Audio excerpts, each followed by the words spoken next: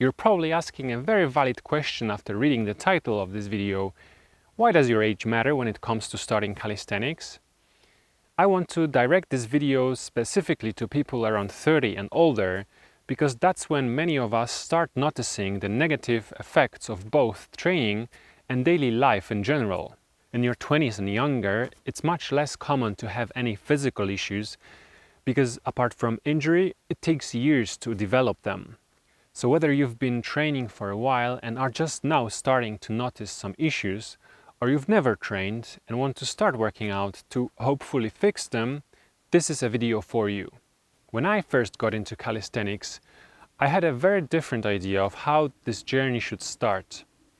It was a simple and elegant idea, but wasn't based on anything more than watching a few YouTube videos and a couple of bros trying to figure things out as we went. The idea was simple: pick a few exercises that target different muscle groups, build a weekly plan around them, and repeat it.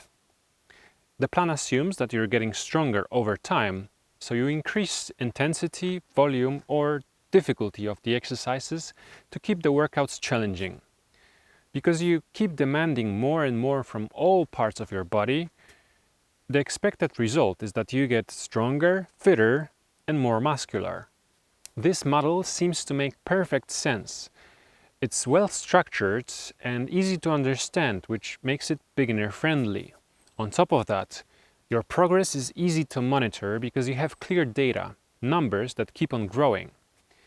This gives you a feeling of building something brick by brick, which is incredibly motivating. That's what got me hooked when I first started training.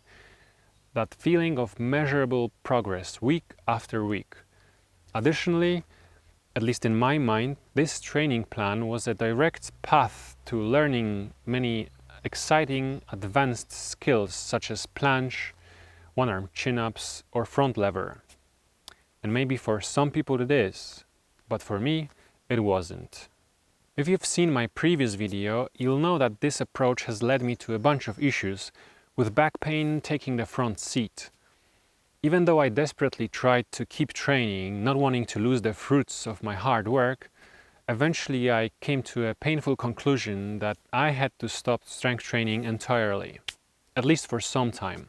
I spent the next couple of years experimenting with various training techniques and kept learning about human body movement. Most of that time was spent on just getting my body back to a state where I could train again without aggravating all of my old issues. Recently, I started working out again, but instead of jumping back head first into my old habits, I'm starting from the very beginning with a mindset of a complete novice and a goal of a long-term health and performance. In this video, I want to show you how I'm starting my calisthenics journey this time. So what was actually wrong with my old approach? I am a believer in the model which states that our bodies are built on a basis of a helix. The tissues connecting our skeletal structure are attached in a way that any movement of your joints causes the bones to rotate in relation to one another. These rotations propagating throughout the body are the very foundation of the human movement. So to walk in a straight line, for example, we turn our skeleton to the left or to the right with each step.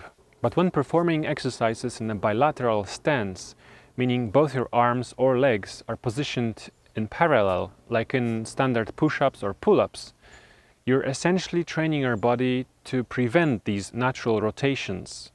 Most people picking up calisthenics are doing it to get in shape or stay in shape. And let's be honest, our modern lifestyles revolve around not moving for the majority of the day. You sit at work, you sit in the car, and you sit for entertainment. So when you actually carve out an hour from that day to be active, we should be doing something that counteracts all that time of stillness. And since rotation is at the base of the human movement, we should be doing exercises that promote it instead of teaching our bodies how to suppress it. If we look at the most commonly recommended exercises for beginners in calisthenics, you're mostly going to find bilateral ones. Push-ups, pull-ups, dips, rows, squats or leg raises all fall into that category. And spamming these exercises over and over again can eventually become a real problem and, as I learned, can lead to pain or injuries.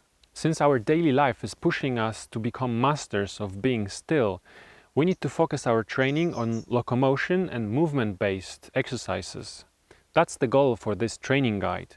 Exercises that capture the simplicity of classic calisthenics, but promote rotation and mobility. I always start my workouts on the ground now. Being in this quadruped position decreases the impact of the gravity on the body, which makes it a great warm-up. Moreover, by putting your weight on the opposite arm and leg, you're learning how to connect the upper and the lower part of the body. After this, we can start moving a couple of steps back and forth. Next, we turn around and do the same routine, first just lifting opposing limbs and then walking back and forth.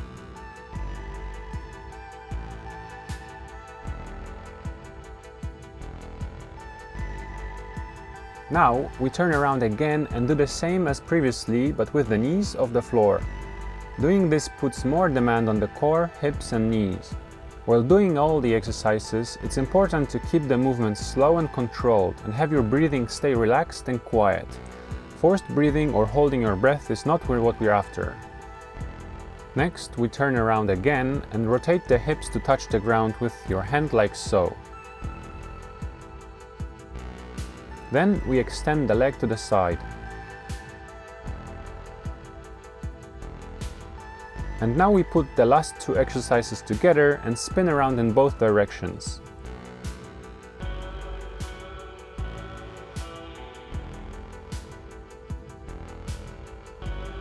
Now we move on to the push-up part of the workout. Starting in the bottom position of the push-up, we lift the chest off the ground slightly and then rotate the body towards the knee that is coming up towards the elbow. Notice that the knee of the extended leg is on the ground and the chest stays off the ground all the time. This is a slightly harder variation of this exercise where you lift that knee off the ground.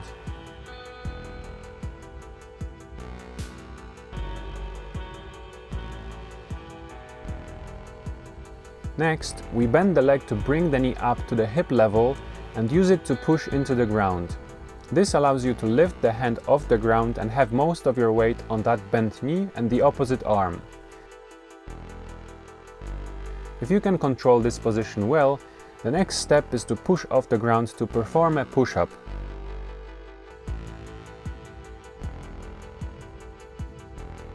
These push-ups can also be incorporated into a moving motion that looks like this.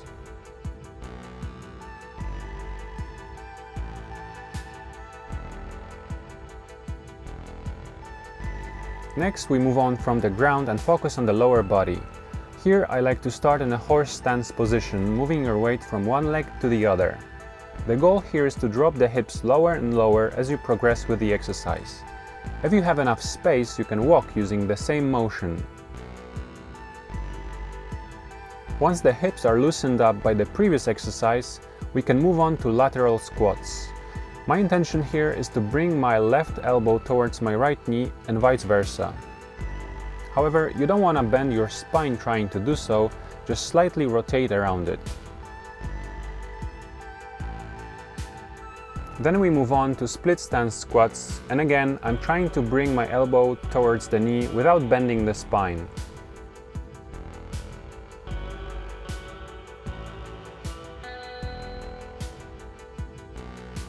Next, we're gonna use rings or a suspension trainer to drop into a squat using just one arm as support. I have a slightly staggered stance here and most of the weight is on the rear leg. Notice that I'm bending my arm as I go up, pulling myself up with it. Ideally, the anchor point of the ring strap should be about shoulder height, so using a pull-up bar for it might not be ideal.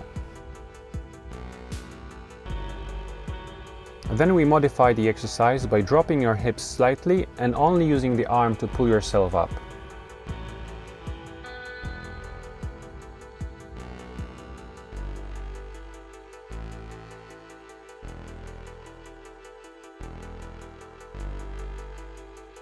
And now I'm placing myself directly under the ring, with shoulders being at the same height as hips and the knees, with the arms straight.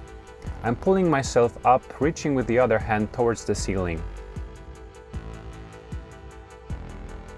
And that's it for this workout. It's hardly a comprehensive list of these rotation-based exercises, but my goal was to show an example routine that demonstrates the principles behind this training method. Keep moving, keep rotating, and stay pain-free. Until next time, bye!